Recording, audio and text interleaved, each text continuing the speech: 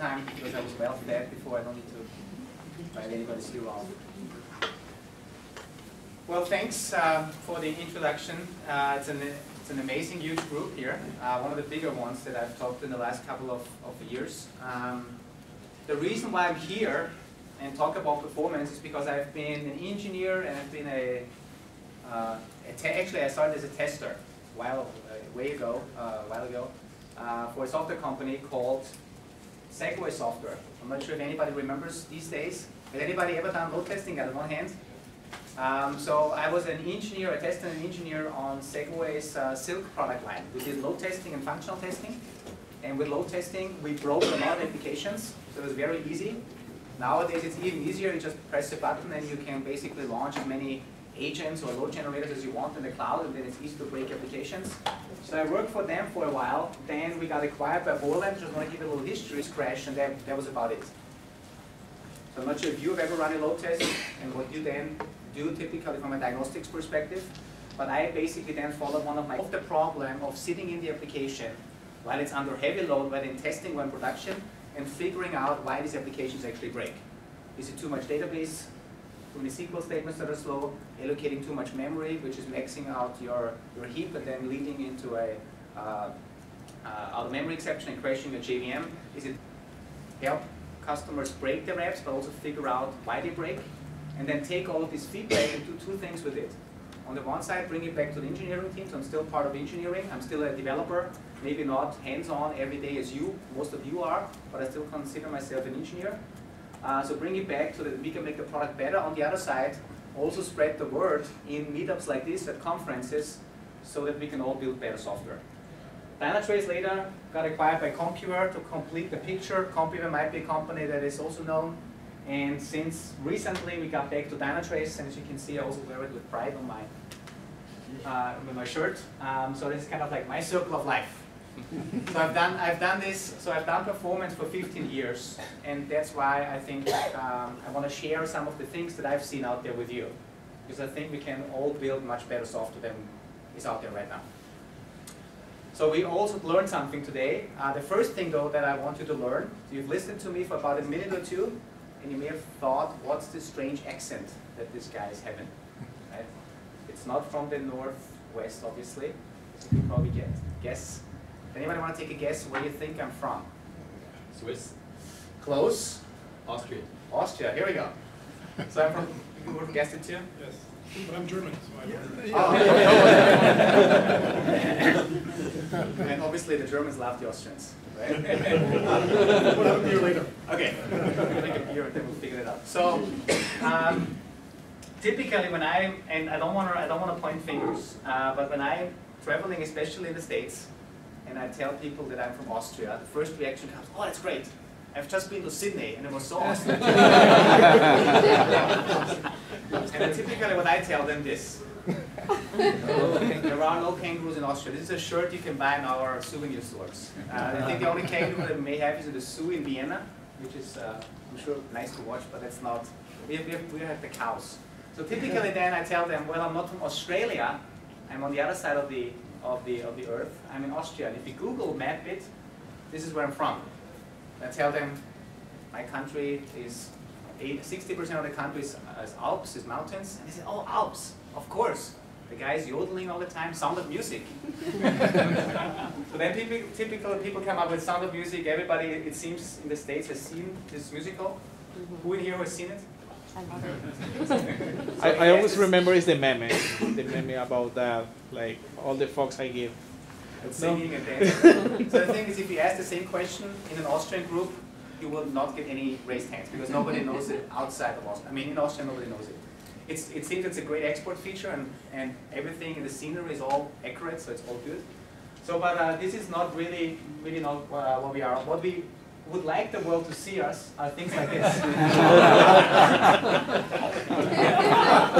Don't laugh, this is all real. We have Arnold, right? He used to rule California for a while, so don't worry. We have the Terminator, we have our Herminator.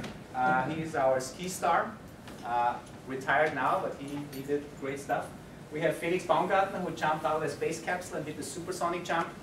Even he did it with all the publicity, and a couple of weeks later, the guy from Google did the same thing without all the publicity. But still, we give him credit. He did this all with Red Bull, which is actually an Austrian product.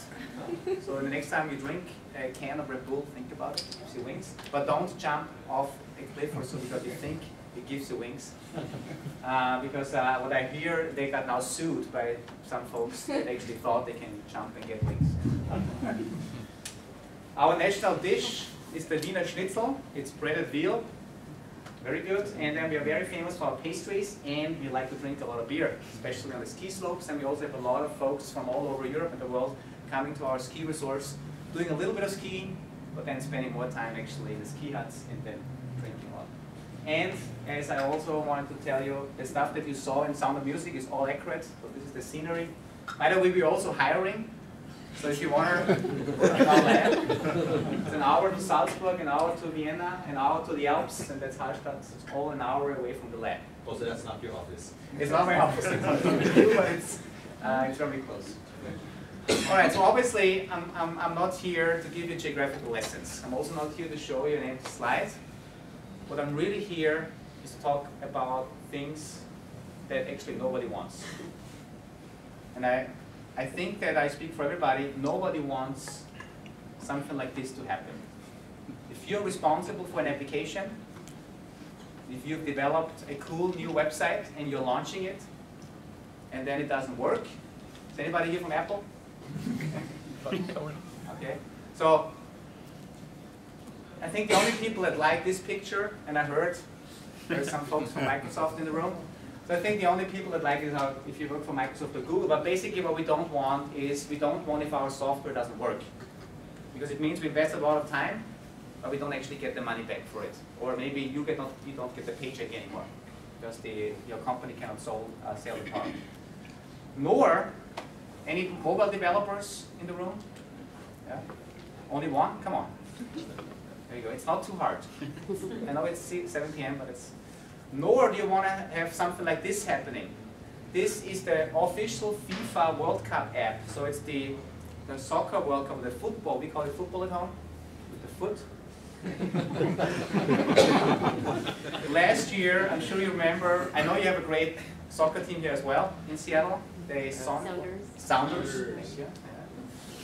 So last year during the World Cup, this was 1 week before the World Cup, 80% of the users on Android, the app crashed with an out-of-memory exception if you refresh the news screen. If you scroll down, swipe down, news got refreshed, memory leak because they used an outdated library, one of the libraries that they used to render the screen, caused the memory leak, crashed. Not a good thing. So no one of us, I guess, would want this. Why don't we want to have situations like this? Because it typically leads to situations like this. Even though it looks like a party with friends,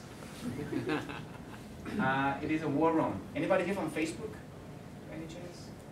This is the war room of Facebook in 2012 when they went down. And when Facebook goes down, that means their lifeline, which means the people that typically click on these ads, on these links, they don't click on them, so they don't make money.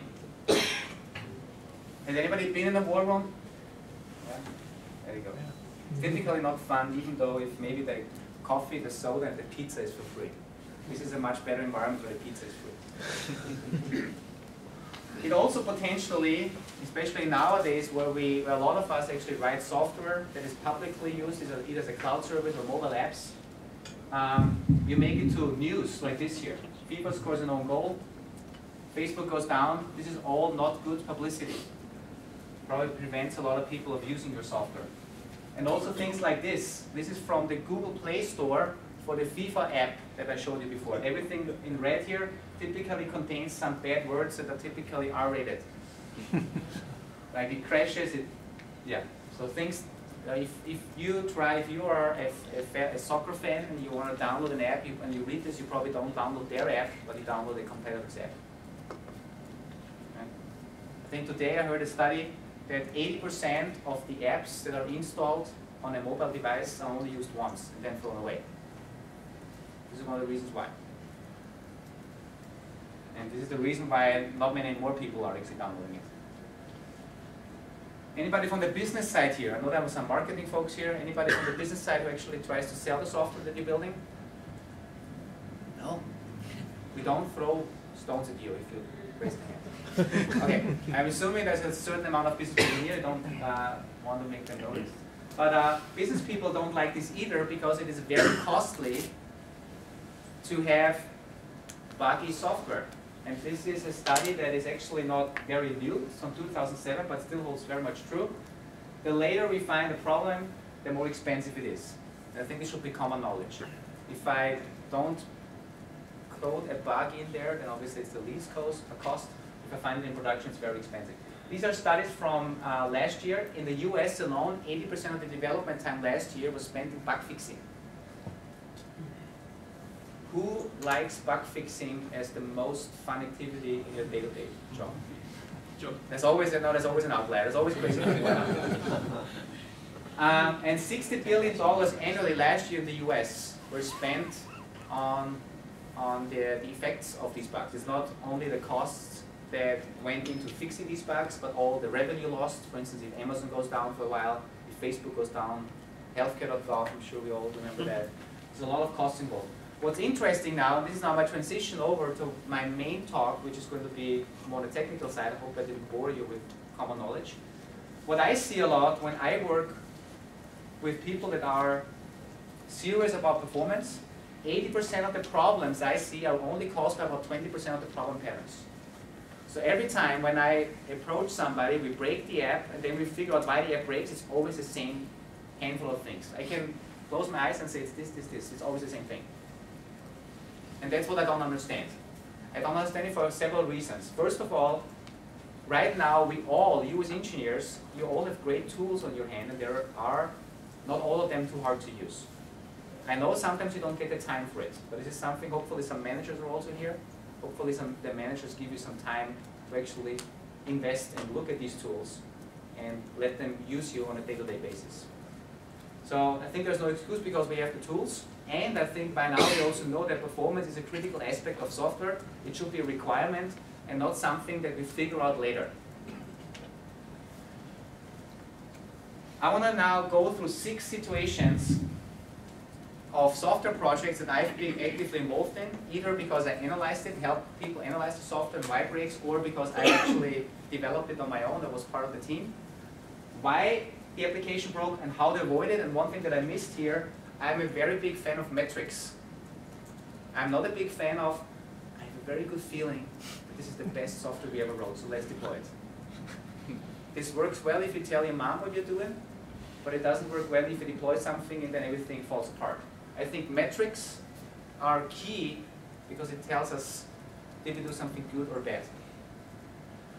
Every time when I start a new situation, I always try to find an image that kind of explains what this scenario is all about. This is the first image, and I let it sink in a little bit. Anyone want to take a guess? Poor design. Hmm? Poor design. Poor design? Or a very creative engineer that was basically reinventing the wheel out of existing components that you put them somehow together. Obviously, as engineers, I think what we want to build new cool stuff, and therefore we are reusing existing components, right? We don't want to rewrite jQuery every day. We don't want to rewrite Hibernate every day, even though sometimes we wish, but I think we'd rather build new features on top of it. Makes more sense. However, what I see, what a lot of times happens, is what I call, a lot of people are blindly reusing existing components. So the first story is actually it happened to me. Last year, I took over a special task in my company where I was asked to run our free trial program. So you can go to our website and you can register for a 30-day free trial of our product. And I said, if I'm going to drive this effort, I want to speak at conferences or meetups like this, and if somebody of you gives me your business card, I want to invite you. So what's your name? Tyler. So for instance, if you say I'm interested in this, I want to invite you, and I want to see later on how you're doing, because we're tracking like did you get the invitation email, did you download the software, did you install it. So what I did, I asked the developer who implemented the backend web service of sending out the registration emails, of issuing the licenses, of managing the downloads, please write me a very simple HTML report that shows me the people that I've invited and what their status is. It doesn't have to be pretty because I'm the only one looking at it. This is the report. Again, it doesn't have to be pretty, but it worked for me. It showed me 1, 2, 3 people that I've invited, their status, if they had a license key already, that's about it. I was very happy. I pushed him because I said, you know, I need this right away because otherwise I don't start the project, and he did it. This was early last year. This report was very snappy, only took a couple of milliseconds, and it became slower and slower and slower with every week. And then I thought, what's going on? So I asked the developer, who unfortunately moved on to a different project, so he referred me back to the new developer that took over. I said, it's slow. I can't use this report anymore. The feedback was, it works on my machine, it's super fast. Yeah. I mean, I'm sure you've seen this as well. If you get bug reports in, and you say, well, it works well on my machine. So what we did in our production environment, we looked at the performance and analyzed it. And what you see is the next thing. We looked at the database statements that were actually executed by the report that resulted in the 3 rows. It turned out that there were 4,000 database statements executed, 2,000 of each of these select statements, and then some additional ones. It also turned out that they were executed by Hibernate. I don't want to talk bad about Hibernate because I think it's a great framework. However, what happened when I asked the initial developer to write this report for me, he did not admit that he never wrote an HTML front-end interface. So what did he do? He went online on Google, Googled for HTML report based on 2 database tables, found an example, took it. The example had a for loop to basically iterate through every single element, and then what he did is that in this for loop, he put an if statement in there saying, if this free trial registration member, this guy, was invited by Andy, then print it out, otherwise not. So basically, he did it on his best intention, just to the sample, but the way the sample was set up, obviously, was that Hibernate basically, with every loop iteration, executed another SQL statement to get the next data set back. And that's why this number, the 2,000, this was in August. In September, it was like 4,000 database statements. In October, it was like 10,000 database statements, because with every person that registered, the larger the data set became, and therefore the more expensive it was. Right? If you think about it, it's stupid. I mean, you would never make this mistake. Right? Nobody would make this mistake.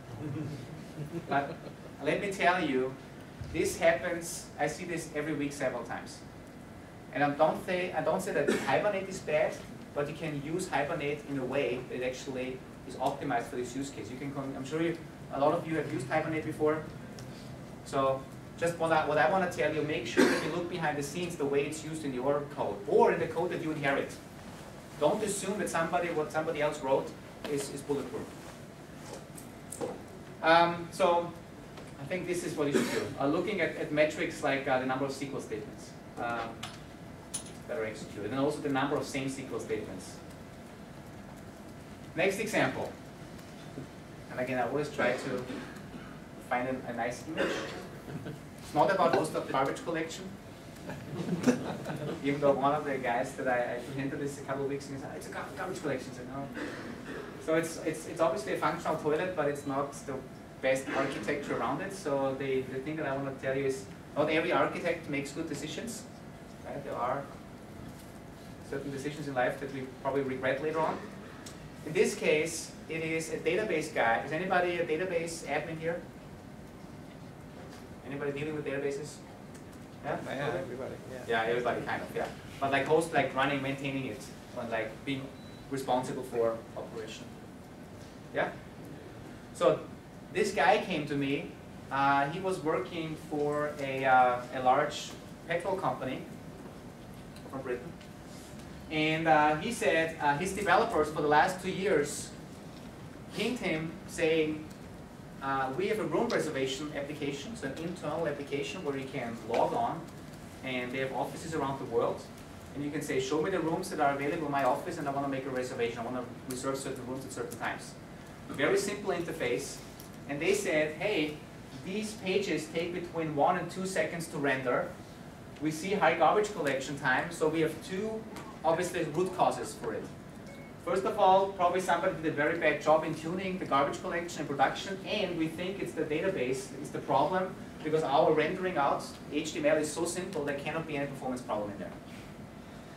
In order to prove that point, what they did is they put some custom measuring in their code. So this is kind of like a pseudo method, the room reservation method. The load data for room, that's the key method that loads all the data, and they were basically measuring the time by taking timestamps and then subtracting it, right? Something you will also do, and then logging it out. And what they saw to prove their point, that on average, this code really took 45 seconds to load. So they said, with the proof, loading data from the database is slow. The database guy on the other side said, my tools tell me the database statements are executed on average in faster than a millisecond. What should I optimize? Obviously, two different arguments, right? Looking at the same thing from a different angle. What was interesting is what we then did, we looked at what's actually really going on. What you see here is what we call the transaction flow. So we looked at how are these requests flowing through the system. So it was coming in Apache, going to Tomcat, consuming 33% of the time, and then going into the database. And the interesting number, you can probably spot it already. They had 24,889 database calls to render a very simple HTML page with a couple of rooms. Similar to the example I had before, but here even more dramatic.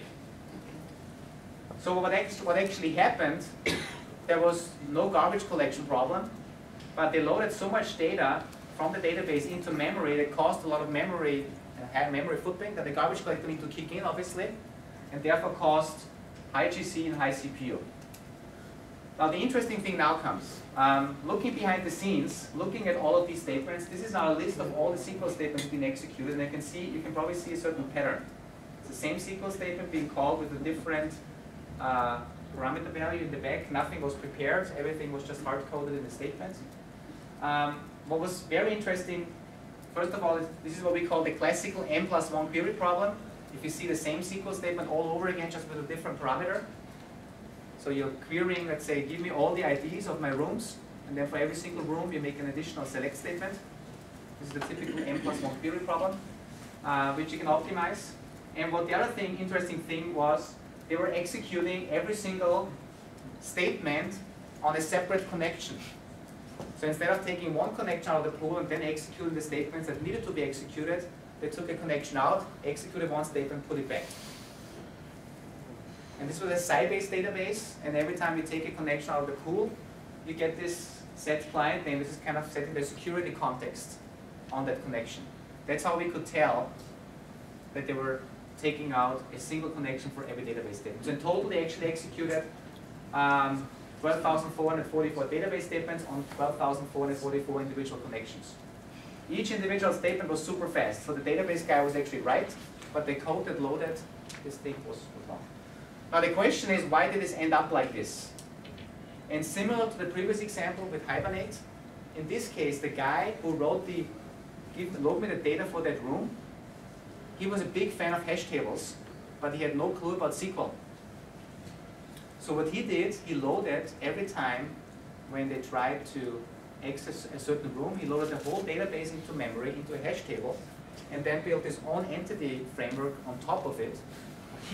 So every time when you were accessing a room object, it first loaded the whole database into a hash table and then got basically individual rooms. And the proof here, this is what we call our method hotspot table. We could see here all the time spent in hash table get, and also where these calls came from. It was his own entity object that he created.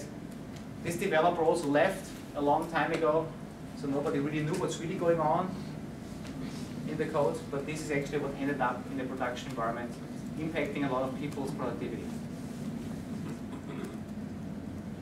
Lessons learned: if you build in your own custom measuring, do not only think that measuring a method tells you everything. There's a lot of stuff happens in there. Also, what was another lesson learned, because they had such a high memory footprint and garbage collection impact, taking the timestamp here and here also includes the time spent on the garbage collection. So they did not separate out really time spent on CPU versus time spent because the JVM suspended the runtime. think there's also another issue that the current time mill is if the clock jumps in between. For instance, yeah, there's many. So there's the other nano time Exactly. method. Yeah. So it's. I mean, they put it in to prove their point, but basically, you know, it was clear that this is not the way you prove your point. Especially just measuring a method where you assume you know what they're doing. And kind of the general thing, you know, learn SQL and use proper entity frameworks, and not think and don't re-implement this by pulling all the data into a hash table. Make sense? And I told you I'm a big fan of metrics. So in these two examples before, I think what you should do, if you are writing code, and if you are executing your unit tests, or before you actually check in code, you should look at how many SQL statements am I actually executing, or is Hibernate executing? How many of the same SQL statements am I executing? If I execute the same statement all over again, maybe I have an n+1 query problem, I use Hibernate wrong. Or maybe I'm pulling in the same data all the time. Maybe this is a good candidate for caching. And what's also very interesting is a metric that I love a lot when it comes to connection pooling. I'm sure most of you know how connection pooling works. You have a connection pool of 50 elements, let's say 50 pools, connections in the pool.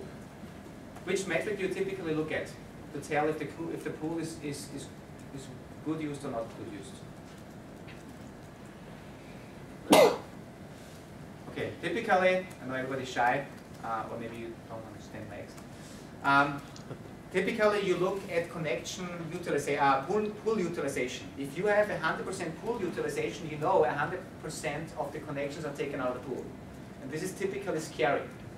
On the other side, it could also be the best written application in the world. Because if you have 50 connections in the pool and you only need 50, but nobody needs the 51st, then it's okay. That's why the metric connection acquisition time makes much more sense, which says how long does it take to actually get the next connection out of the pool. Because if I'm the 51st, I need to wait.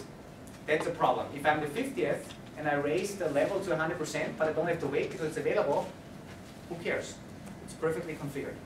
So keep connection acquisition time in mind. It's a good metric to look at.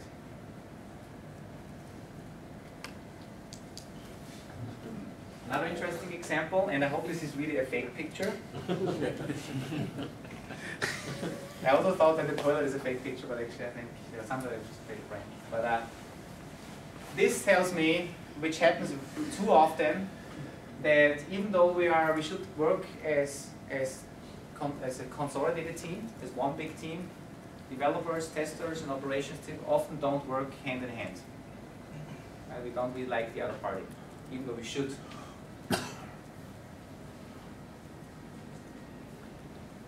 What we see a lot, or what I see a lot, is situations like this. And please raise your hand. Some of you, who said you were in a war room before? In a war room, yeah, a couple? Oh, yeah. Yeah. So typically what happens, what I see, representing the developer here and operations, if some problem happens, we get notified, we have a severe problem, then typically what he asks, well, I need log files, I need my data, because just knowing that the system is slow and down doesn't tell me anything. Then typically you get back, well, where are they, which log files do you need? I cannot get the files that you need. And then sometimes you as developers, or we as developers, we want more data. Because we unfortunately didn't put the logging in that we needed. Even though we have Splunk now, we could analyze all the crap that we have out there. If the right crap is not there, then we cannot analyze it. So typically you say we need to increase the log level, but often you cannot increase log levels. You cannot change anything in production. Certain companies are very rigid in the processes. It could take days or weeks to get a change process through. This happened to a large bank over and over again, and the developers were so frustrated because they could never get the data that they need, and they could never turn on log levels that they need. So they said, we're the developers, we are building in a little backdoor. We built in a custom on-demand remote logger. Can turn on demand, and we can turn it on to log to a destination that we have under control. It's a great idea. It is a great idea first, if you think about it. So what they did, they went online, Google, found the first remote logger. implemented it, then fortunately they had a very good environment, like they had a delivery process. So they implemented the custom logger, it went through heavy load testing, everything worked fine. Deployed into production, boom, the whole site went down within 30 minutes. E-banking, online banking was down with big bank. So the question was, what has changed? Because officially there was no code change, because no real big thing, because it was all done underneath the hood. It turned out that they had 1 million log exceptions within the first 30 minutes after they deployed the new version of the code. I have to say this was running on an IBM WebSphere. Anybody running on WebSphere? An ancient application server? No? Yeah, you're running on WebSphere? Okay. So they ran on WebSphere, they deployed it, and after the deployment they had 1 million log exceptions.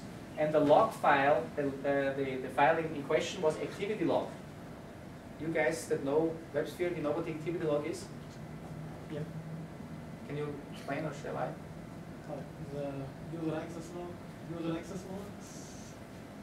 So as far as I've learned, yeah. As far as I've learned, WebSphere has a single log file that is shared between all the servers in the cluster that should only get very severe log messages. Typically only a handful per day, because it only should get their own severe log messages. However, what happened in their case, they were implementing this custom logger, and what WebSphere actually does, whenever a logging object gets instantiated and it doesn't have an appender, it says, well, before we lose that log information, we just log it to the synchronized log file across all the 25 JVMs that they have in the cluster. So that means every log message that was not intended to see the light of a log file until they turned the switch actually went into a single file. And that brought the whole cluster down within 30 minutes. Now, if you paid close attention, the question should be, how did we end up here? Why didn't we find this here?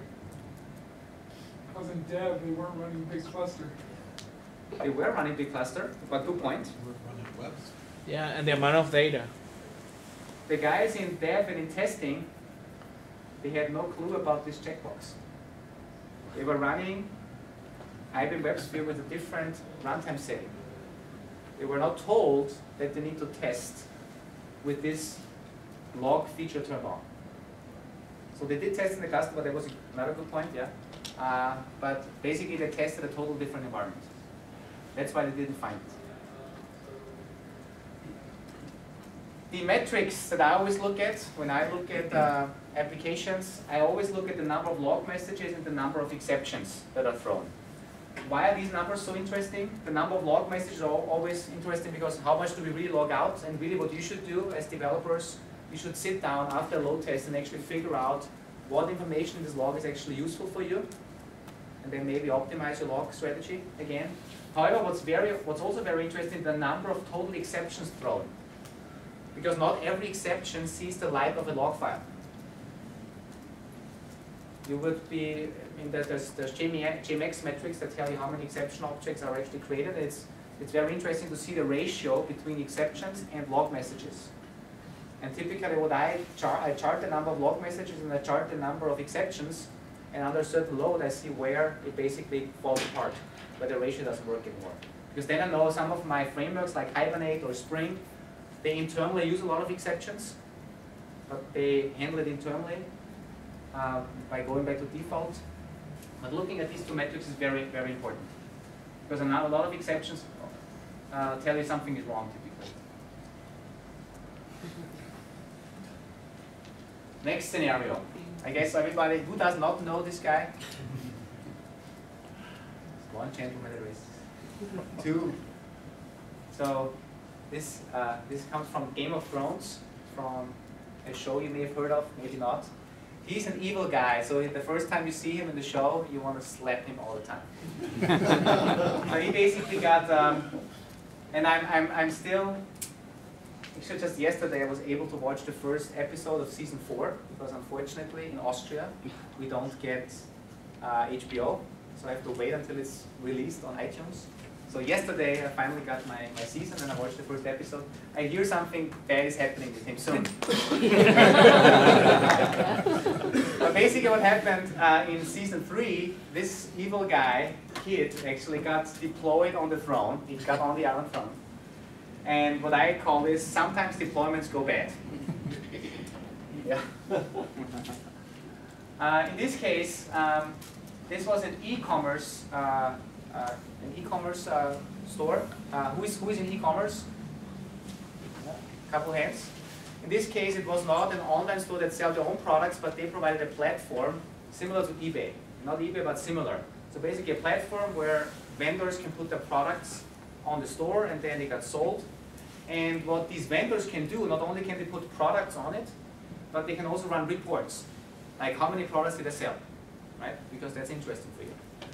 In this case, we see what we call the transaction flow in a testing environment. So they were running large-scale load tests before the holiday shopping season. And they actually saw, this was the representation of the transaction flow of this report that people could run. Typically not that often, because how often do you run a report? Maybe once a day, maybe once a week as a reseller, if you want to figure out how much money you made. And they were testing it, and they said, well, it actually takes 42 seconds. It is kind of long, but we are only 2 weeks away from Thanksgiving. We don't want to make too many changes. And this is just for our business-to-business people, so they probably don't care if it takes 42 seconds to tell them how much products we sold. We are a little bit scared about that there's 1,614 database statements being executed, but still, it might be a complex report, so we're okay with it. So the testing team gave the thumbs up, because they tested everything on the high load, and they said, if this is something we can go through with in the holiday shopping season, we're good. They deployed it into production, and now the same report took 8 times longer, and 3 times more SQL statements were executed. Which was a big surprise for the operation folks, because the operation folks got the numbers from development, from testing, and they said, hey, you told us you tested it right, and now we're seeing that many more database statements, and you're so much slower. So there we have no clue what's going on. What we then did, we looked, and the way we analyze data, typically in this case, we look at, or I look at APIs or layers. So an application always has certain layers, right? You have a web service layer, you have, let's say, a database access layer, your business logic layer, and so on. Here the same thing, so most of the time in testing was spent on I/O in your web server, which is no arbitrary, because for a regular web application, most of the content are images, JavaScript files, it's all static I/O. There was a little bit of Hibernate, web services, JDBC, and this was their own component. Comparing the same thing with the production environment showed a total different picture. Under similar load, now everything was moved to Hibernate, Java class loading, custom monkey, and XML processing. And there was no, I mean, I/O was not at all under the top layers of the application.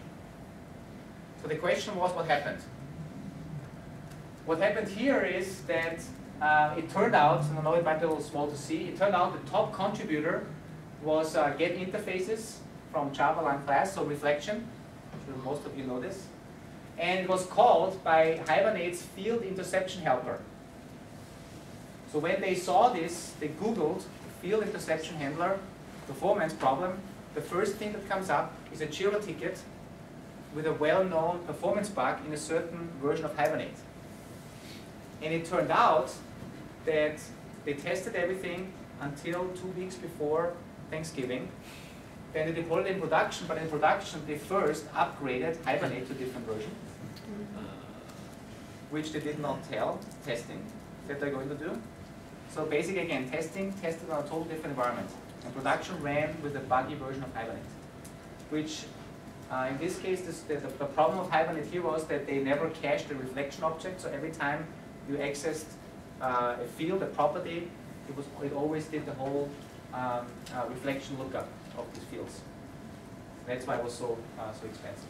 And the second thing that happened, the other thing was custom monkey and a custom Excel. Yeah? So I'm just curious, was it a dev person or an ops person who did that upgrade? An ops person. An ops person did the upgrade because they were told the best thing is if we make sure that everything runs on the latest version. was that Maven wildcarding surprise. Yeah, that just update everything and without testing it. And the thing is, I think it's the most, the reason why you're testing is because you want to know how this environment behaves. And if you then run with a different environment, you have no clue how the environment will behave. And the second thing is they also flipped the switch, and this is to be blamed on engineering in the production environment. They also flipped to a different XML parser, which in their case had much more overhead. They switched to Xalan instead of a different one that they had before. And that just in their use case had so much more CPU consumption that also basically contributed a lot. And the number of database statements that you've seen before, obviously what they did not anticipate were two things. If it is holiday shopping season and everybody's going to e-commerce and they actually put many more products on their store than they were ever anticipating. It was, everybody, they were just like overwhelmed by the success of their platform, and their business-to-business users did not execute that report maybe once a day, but every 30 minutes, because they wanted to know, did we sell something? Yes, no, this, no, because the marketing people wanted to know what's going on for the business people. That's why the system was heavily pounded. So, what I think is important if you analyze your performance, always look at the time that you spend in a certain API. Whether an API is like Hibernate, whether an API is like a web service, whether an API is something else that you call like a third-party provider, an external service, always monitor the time spent in there, and also the number of calls to an API. Do you call it once? Do you call it 50,000 times? The same statement with the same scenario with the database statements I've shown you before with the 24,000 database calls. I also see the same thing with remoting calls to an API.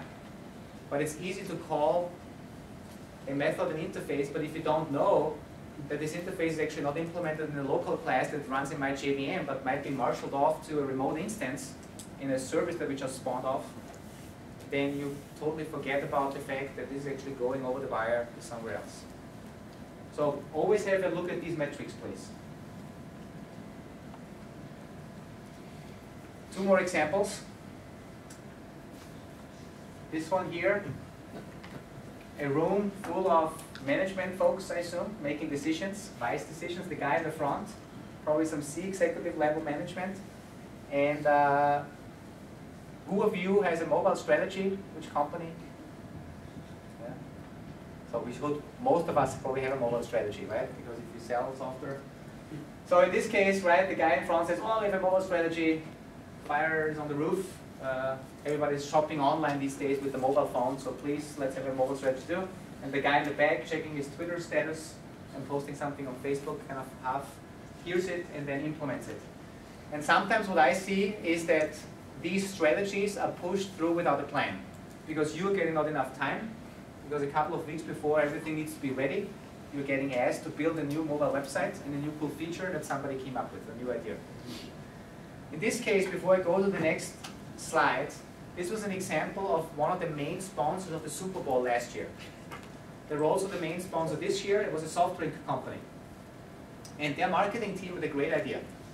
Their marketing team said there was going to be a lot of people watching the Super Bowl. Last year, the Seahawks won. Just came from Boston, so I was not sure if I should mention that, but last year you won, remember that. And so last year they had the idea that there's going to be a lot of parties, and probably all of these parties, they will hopefully drink their soda. And what we want these people to do, in order to engage with them socially, they should take selfies of the party. Taking selfies. There you go. And they should upload it to through our mobile app to our service, and then whoever gets to our mobile website, we want to show them the last 400 uploads in a 20 by 20 grid. Okay? Makes a lot of sense, 20 by 20 if the screen is like this. But if it's your mobile strategy and 20 by 20 images get rendered on this screen size, it doesn't make a whole lot of sense because all you see is a couple of pixels. Probably better. Yeah, probably better because some of the parties might be not so nice to look at. So even though it might still be a very cool idea, the way it was implemented was like this. the total size of the landing page, of the mobile landing page of this sponsor was 20 megabytes. And it was 434 individual images. Why 434? It's the mosaic was not calculated on the server side as one image, but I had to download it every image individually, and the 34 additional were company logo, sponsors, anything else. Took 5 minutes on that phone. It's an iPhone 4.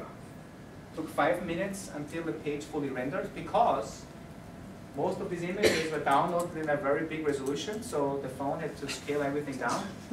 Processor is not that good anymore. So great marketing plan, but it was pushed through rather quickly, and I guess nobody really thought how to do this right. Because the way you do it right, you calculate an image, like maybe on a minute or 5 minute basis, one big mosaic image on the server side, and just let it download once and save 399 round trips. And also you should provide these images in different screen resolutions, and not a big one that fits on this screen and the same one. I mean, you should have different ones.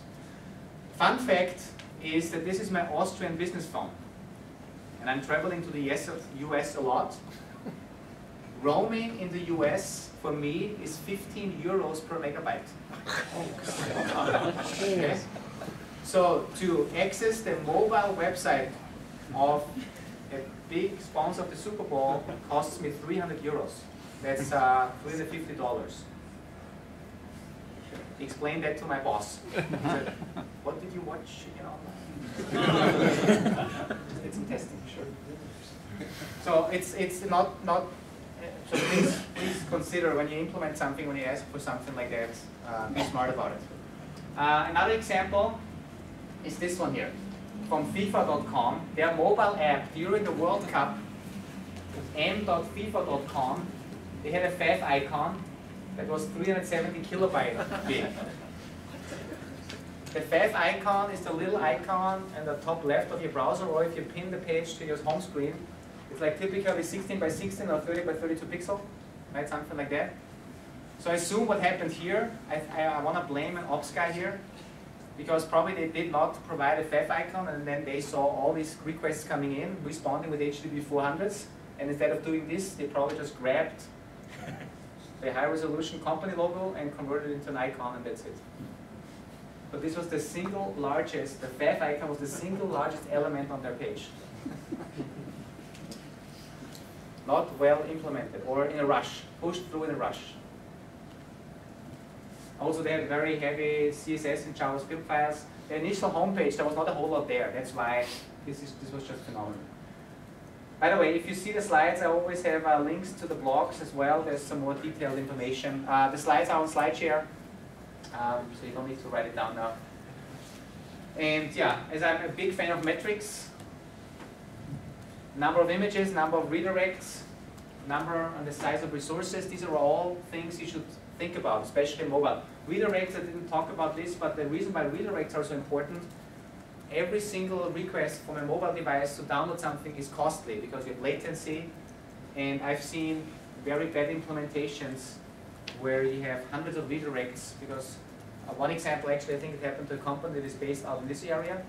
Their mobile strategy was to have a mobile domain, m.store.com, and every single request, they had 150 images on their homepage, was redirected to the www.store.com URL.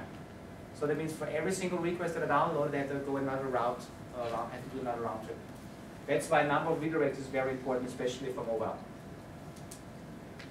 And there's no, I mean, who is developing web applications? Who of you knows built-in tools like the Firefox Inspector, PageSpeed, Wieslow, right? These are all tools that are available, so there's no excuse anymore to not do at least a sanity check. But these things make it from very prominent companies. So maybe, even though you may think now this never happens to me, do a sanity check. Last example, again from the Super Bowl. Last year again, Kia was the main sponsor. I think they were also main sponsor this year. Last year they had a great spot, if you remember, Godzilla chasing the cars, I think, through Manhattan. and Hollywood production with Lawrence Fishburne, I think is his name, actor.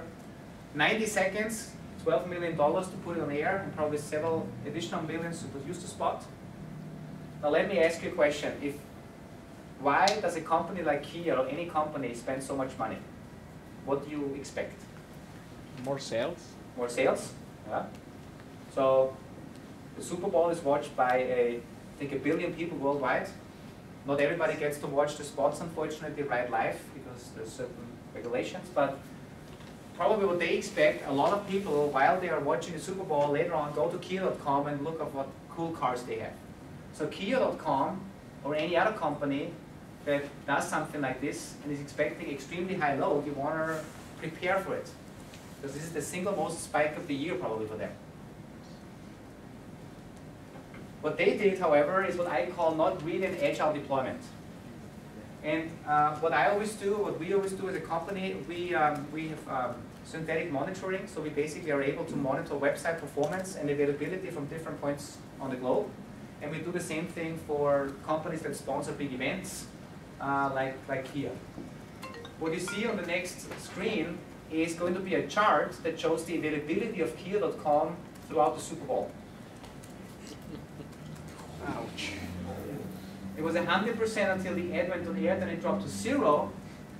That means they spent $12 million and a little more on production to get a lot of people to their website saying, not available.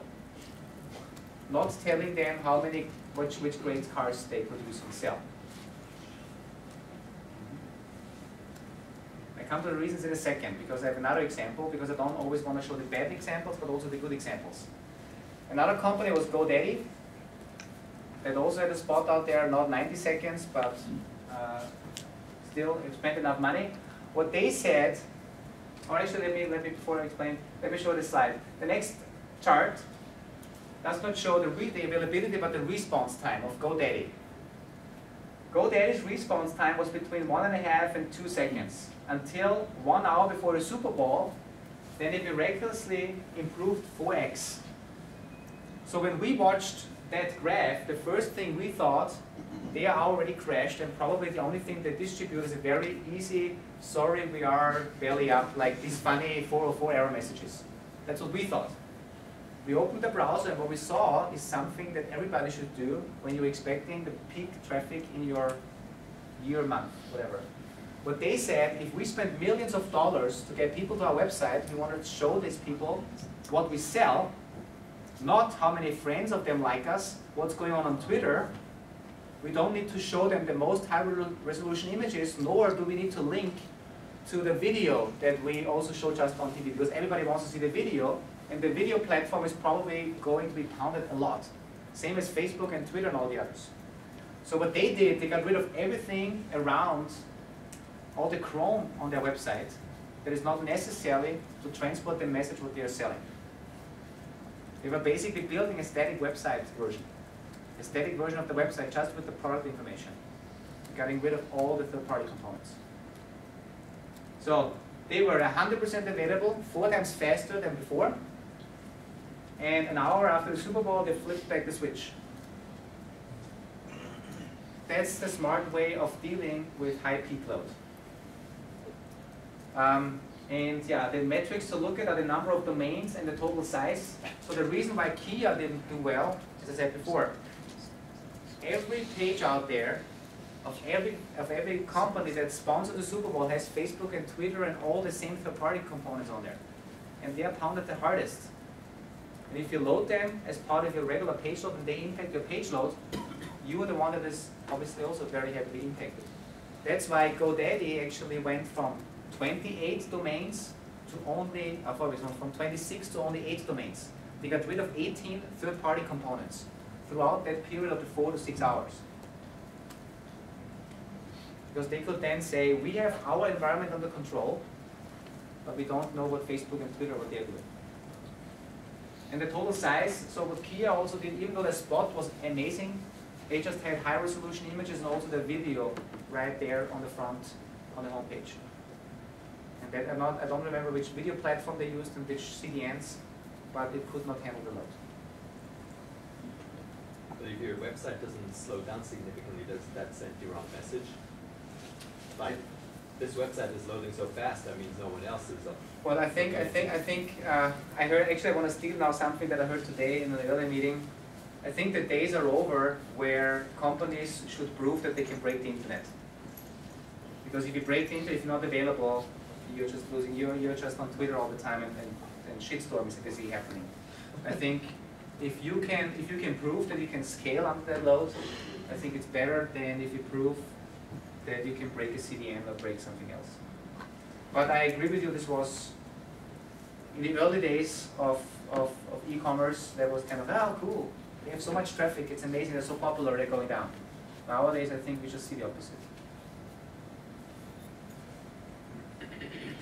So, check out these metrics. My kind of final message is, we as developers, we should not wait for bugs and we should not wait for the next war room scenario. I think what we can all do is we can look a little bit behind the scenes, what's really going on. If we write software that is built on top of frameworks, and I'm sure it is, I would say about 80 to 90% of the code that runs in your Java container is probably not your own code, probably even more. So figure out what's going on in there. So look behind the scenes and remember, there's a lot of metrics that I personally believe you can and you should look at.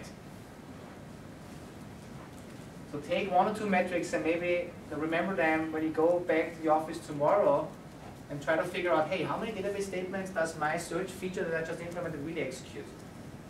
And how many does it execute if I only use 10 rows in the database table, and how many when there's 1,000 rows? It should still be the same thing if I search for the same thing and I'm expecting the same result. So we should not have the n+1 query problem that I had explained in my example. So a lot of metrics. And what I also believe, we should not do things manually. Because I think these days are over. We're deploying new instances of Amazon's EC2 instances like on a click of a button or through a REST API. So what I think what we can also do is we can check these metrics automatically. And where should this happen? Along the delivery pipeline. So if you have a pipeline like this, you are checking in codes, then I hope you have some unit and some integration tests. I hope. And what are these unit tests telling you right now?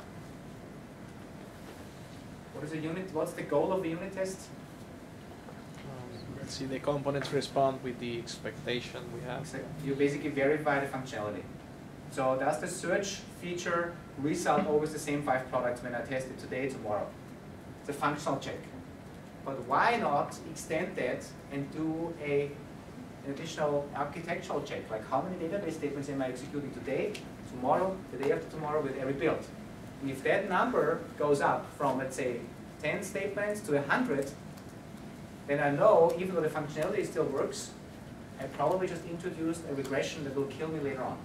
So I should stop the build right here and not wait until we spend 5 hours, 10 hours a day with heavy load testing and they figure it out. Because most of these problems can be identified very early and on unit test scale. Or the number of times I call Hibernate, the number of times I call a certain other API, the number of JavaScript files I have on a page. These are all metrics that I can automatically check. And I can do it in unit integration testing, in functional testing, all everywhere along the build pipeline. This is the whole idea behind it. And I know a lot of you are, I think I heard in conversations before we kicked this off today, that a lot of you are doing continuous delivery. You're using things like Jenkins, Bamboo, other integration servers. This should be fairly easy to integrate as well. Whatever tools you're using for it to capture these metrics. But this makes you also a better developer on your work. Actually, you save on fixing problems later on. And you can spend more time on building cool new stuff. Make sense? Okay. So now I also know that not everybody is fortunate enough to spend every day of professional life with performance. I am fortunate enough to do so because that's my job. So what I actually do is I do what I call performance clinics. So performance clinic is like a normal clinic. You have a patient, in this case it's your application or your own code. And if you don't know what's wrong, I allow you to send me data. The reason why I do this is not only because I want to save the world. I want to save the world, of course. I want to make it a better place. But I also want to get some feedback on problems that are out there, so that next year, when I hopefully be re-invited, I have some new stories to tell.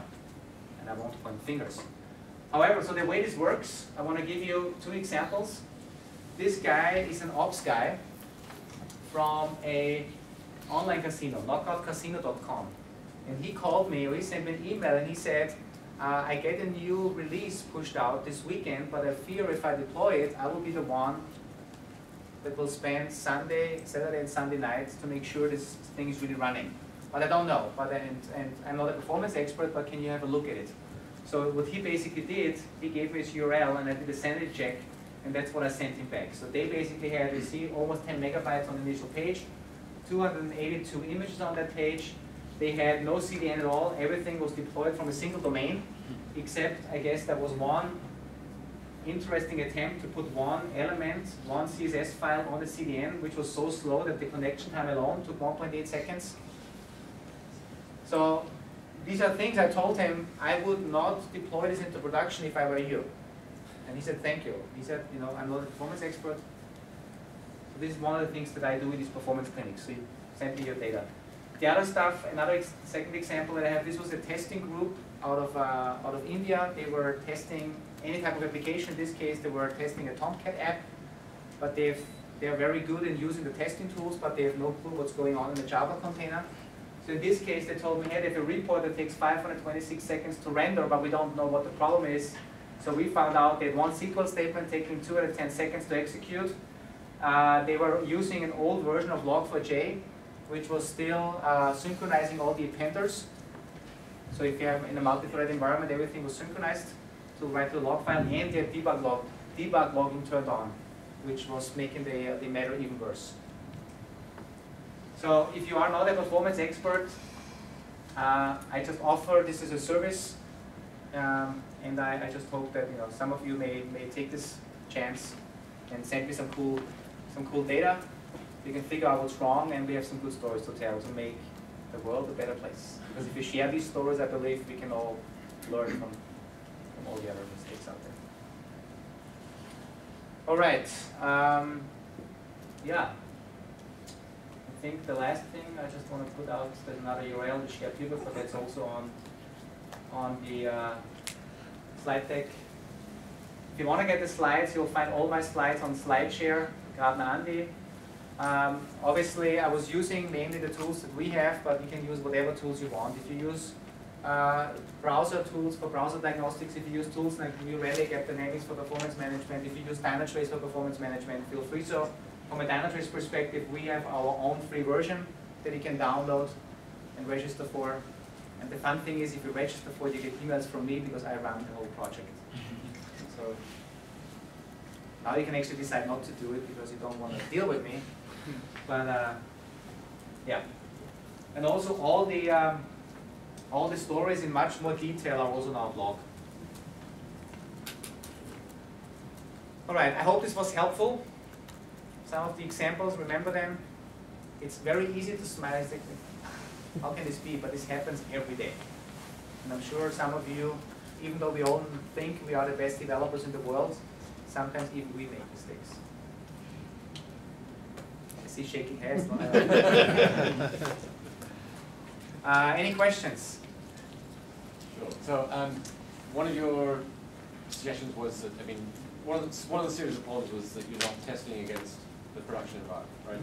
But isn't that sort of almost an impossible standard? I mean, you're never testing the production environment without actually replicating the production environment, and don't forget to hire 100,000 users across the globe to hit it. I mean, it's actually an almost unsolvable problem from a computational standpoint, right? You can do some simulation of it, but you're always approximating it. So maybe a different, it seems to me that the different takeaway, right, which would be that the mistake there wasn't to test the wrong environment. The mistake was building on a framework that was so complex in its execution path that you had no idea what it was going to be doing, right? This reflection logic that was happening inside. Well, no, and that was the mistake. No, right? The mistake was to be on the wrong architecture. I would have said to that, because it shouldn't be possible that a small upgrade in a tool should cause that kind of behavior, but it can if the tool that you're upgrading is massively complex. But the problem was that the ops guys didn't tell the developers that they're going to upgrade to a different version. But it shouldn't matter. I mean, that's an unreasonable standard, right? No, that should matter. It should be possible to push a different version to production. It hasn't been through test. It shouldn't happen. No, but if you say you discover there's an SSL bug in production, right? One of these Heartbleed, whatever, is out there. Yeah, the ops guys are going to have to upgrade immediately. They can't be like, oh, well, we'll just go back through the build cycle and let me know when you're ready. And in the meantime, we're happy to get our data hacked for the next 4 days whilst you're putting out a new version, right? Like, they've got to be able to upgrade. So I think that's the wrong message. It's not like you should be able to test it, because you're never going to test it, right? If that's your standard, is it's a mistake in the testing department because they didn't reproduce by production environment? I only partially agree with you. I agree with the fact that, if they... The production environment wasn't for testing. But the thing is, if you're testing something completely different, then why do testing at all? Why are you testing? Yeah. If you're testing only functionality, but also validity of the environment. Well, So I'll ask a Dynatrace question because I have no idea what it is. Can you point Dynatrace to production like we use your kit? So we can point your kit to production and say, okay, Mongo is the culprit. Mongo is always the culprit. But can we do that with Dynatrace? Yeah, so basically what we do, and I didn't want to go into this part in too much detail because I didn't want to make it a product pitch. But basically what we do is similar to other tracing tools. So you install an agent, we call it an agent, into a JVM, into a CLR, into Apache, and then from that point on, we monitor everything that happens, not only in that machine, but end to end. So you've seen some of these transaction flows. So we actually have the ability to trace a single request from the browser all the way to the database. So it's similar to your kit, but probably your kit is a development tool. I mean, yes, they've invested a lot in also the kind of production, the troubleshooting ready. But our solution, 80%, I think 80% of our customers use it in production environments. Always on, tracing everything end to end. To also capture things like what he just said, yes, you cannot test everything production-like, so you have to have monitoring in production too. But still, I disagree with you because I still think if you are spending a week of load testing and you're testing a total wrong version of the system, then don't do it at all. That was also my point. But you're right, you cannot do it, you cannot test everything. Right. You don't ever. That's why you need to have production monitoring as well. So, but this is the way Dynatrace works. But typically, you don't turn it on if you have a problem. It's always on. That's the key. so I can see testing on web apps is pretty straightforward, but mobile, right, brings up a whole crop of new problems. How do you deal with testing mobile? So you're right. Testing mobile, you cannot, especially with all the combinations of Android hardware and OSs and Android versions and the hardware. It's impossible test everything. I think you need to have a certain test coverage. You need to make sure. Well, but even just the starting point, right? So you do this simple metrics. Gee, if I load on my phone, it's 20 or 30 megabytes. Can you do what do you do? Do you do anything for mobile? From a testing perspective? Yeah, I mean, so you can Dynatrace. You can load up. You can be monitoring the web from web browsers. What do you do for mobile? Well, same thing. So we call it a mobile ADK, a mobile development kit. So for Android and iOS, we basically sit in your mobile code and trace response time from the mobile device all the way into a database. So we have a technology that's called PurePath that allows us to trace all of that, and we have basically an agent for your mobile device as well. For iOS and Android native applications, for web-based mobile apps, it's just a JavaScript file that we inject. So we cover that as well. And we typically what we see, people use it in testing, so they run their tests on the mobile device and then capture that data, but they also use the same thing in the production environment too, because you can never test everything. So we, for instance, one very cool example, the largest sports tracking app in Europe, and I think they're also now really big in the US, Runtastic. Sports tracking, you have your app, you run around, and then you upload something.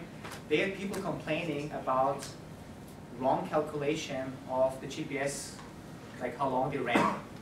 There's one guy who complained, he said, your tool just told me I was on a road bike for 1 hour and I biked 480 kilometers, 300 miles. They said, we've never seen this in development, even though we test on the most common set of devices and OSs. So what their engineers actually said, if we cannot test everything, to your point, if we cannot test everything, why not put the test into production? So what they said, we assume the problem has to do with the GPS location, distance calculation. So they put a unit test into the mobile app every time this app is started on every end user's device out there. And if that test does not produce the desired result, like the well-known difference between two GPS coordinates, they're sending back a monitoring signal saying, on this device we've seen this problem. So now they exactly know which devices have an issue, and they found out that there's a certain combination of hardware and Android that has a GPS location bug.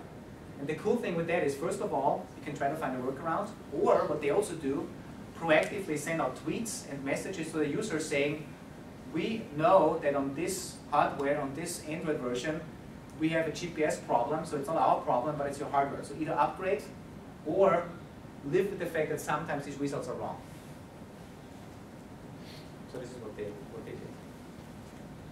There are so many metrics and monitoring tools out there. I'm wondering if there are any you can personally recommend that are complementary to Dynatrace. So the metrics that I always look at is, I think, the metrics that I mentioned. Database is always the number one for me. Well, I'm talking specific tools, like, something like Coda Hill metrics or something like that. Is there anything out there that products, frameworks, open source, third party, that you would recommend complementary to Dynatrace? So I think most of the frameworks, like Hibernate, you can, for instance, turn on logging output to figure out which statements are actually executed. So this would be something, if you don't want to use a tool like Dynatrace to figure out how many database statements are really executing, just turn on these metrics from these frameworks. Most frameworks also export their own metrics to JMX. So you can just take a JConsole to query these metrics, or take any tool that can chart nicely JMX metrics. I think JMX provides a lot of these capabilities, or a lot of these metrics are exposed by JMX. From a tooling perspective, from a web performance perspective, I think there's every browser comes with its own tool, so there's no need to buy anything anymore. And from the commercial tools on the server side, I think I named them. It's us, it's New Relic, it's AppDynamics. They all have also free versions, just as we. So I think that's the great thing about now software development nowadays. Everything is available at least for a certain trial period, so test it out on your own. Okay, you look at those other two as competitors, basically. Yeah, exactly. Okay. Yeah. And give it a test run, figure out what works for you, what not. Yeah, but when you show the bug where that guy was doing a database in memory with the hash map, when I first saw the hash map, what I remember immediately is the bug with the hash map using concurrency that leads to an infinite loop. Have you seen that problem happening with your clients? I've not seen the problem personally. No, in this case, the problem was for every single web request, it was instantiating a new hash table, loading all the data in this hash table, and that was disposed right afterwards. Okay. So I was just want to share with you guys so you don't get by too. If you want to make a cache that you know is not going to change, don't use a hash map, especially if you have concurrency. It bites us like 2 or 3 weeks, and yeah. Basically, if you have a hash map in concurrency and some of the threads are writing, some of the threads are reading, one of them can be in an infinite loop inside, and basically put the server in high 100% CPU forever. Okay, so it's not a synchronization issue where all the threads are blocked, but you say it's an empty. Yeah, basically it's reinventing the wheel. Like you need a quick cache. Come on, use Wawa cache. Use EH cache. Don't use a hash map. Concurrent. That's. Have you tried concurrent hash maps? Yeah, they work too, but again, if you want to do cache concurrency fast, you can use an existing library. Concurrent hash map can work, and that was the workaround, in fact. But yeah, they synchronize on the key, so it's not that. Is it the workaround is to fire the developer and not load the database? We tried. Just don't load the database. We tried, but it wasn't in the company, right? That was about introduced like 4 years ago. So. Any other questions? Yeah, so obviously as a developer, the last thing you want to do is put a piece of code in production that causes performance issues, right? But it would seem to me that I mean, you had up there, I think you had a checklist of, you mentioned, I noticed the word check your metrics before checking your code, right? Yeah. Are there any tools that you're aware of for the metrics that you would want to check that would sort of automate that in a development environment? Yeah, I mean, they can name the same tools that I mentioned So before. So Dynatrace does this, and I'm sure So Dynatrace, our competitors do it probably as well. Dynatrace is not meant to be something that runs on app server, web server, but it can also run through like It your runs- local Eclipse, your local Tomcat. Exactly, yeah. You basically you load the agent into your JVM, whether it's on your local machine and it's your single JVM instance, or whether it's a full-blown cluster, doesn't matter. It's the same product for developers, for testers, and in operation. That's the beauty of it. And it always gives you the same data. You as a developer, you can actually say what type of data you really want to see. So we give you a lot of data out of the box. I mean, I don't want to use this as a marketing and a sales pitch. If anybody's still interested, I'm happy to show a 5-minute overview and demo of the tool, but only for those people that are really interested, and I don't want to bore anybody else with this. But yeah, it's same product on your local machine as well. So Andreas, I have a question. So these kinds of tools, in terms of giving you more insight into the performance aspects of your application, what kind of features or things have you seen in terms of usefulness in a CI environment? So, you know, being able to hook up into a CI process or something like that, Yeah. maybe to generate reports and things. That's exactly here. So basically, whenever, also come back to your point, whenever you execute your unit test, whether you do it on your local machine before you check in code or in a CI environment, you execute a unit test and you let, for instance, Dynatrace analyze the execution path of every unit test. So we capture what we call a pure path.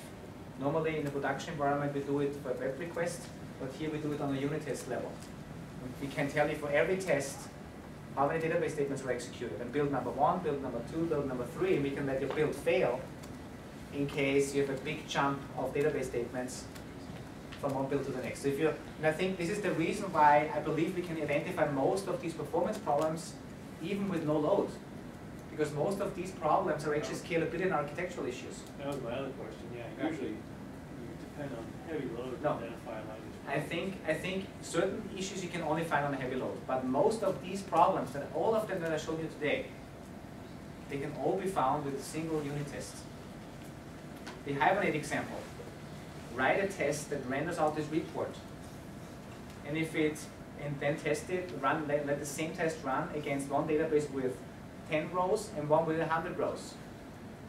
And if you are executing 10 statements here and 100 statements here, you know that this is going to up linearly, and then you have a problem the more data you have in the database. You know you have an architectural issue.